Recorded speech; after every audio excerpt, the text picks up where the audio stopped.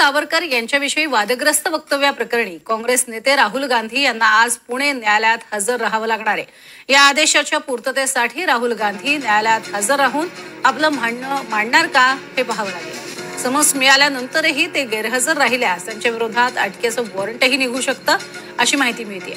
या प्रकरणी सावरकरांचे नातू सत्यकी सावरकर यांनी न्यायालयामध्ये दावा दाखल केलाय। त्यावर विश्रामबाग पोलिसांनी तपासणी अहवाल सादर केला असून तक्रारीमध्ये तथ्य आढळून आल्यानं न्यायालयानं राहुल गांधी यांना हजर होण्याचे आदेश दिले।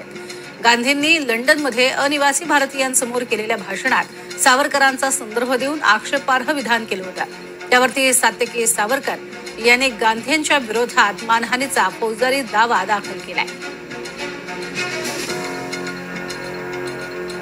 सावरकरांविषयी केलेल्या वादग्रस्त वक्तव्याप्रकरणी राहुल गांधी हे आज पुणे कोर्टात दाखल होणार का हे पाहणं महत्त्वाचं ठरणार आहे।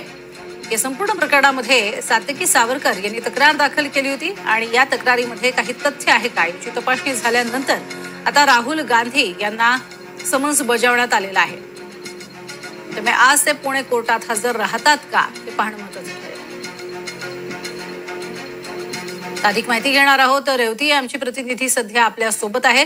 रेवती, आज पुण्यामध्ये खरंच येणार आहेत का राहुल गांधी, काही माहिती मिळू शकली आहे का?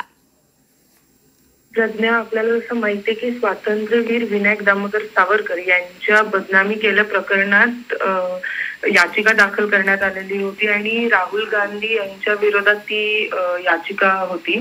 राहुल गांधी यांना पुणे कोर्टाने समन्स पाठवलं होतं आणि आज त्याच्यावरती सुनावणी आहे। या सगळ्यांचंच याकडे लक्ष आहे की राहुल गांधी या सुनावणीसाठी येणार आहेत की नाही।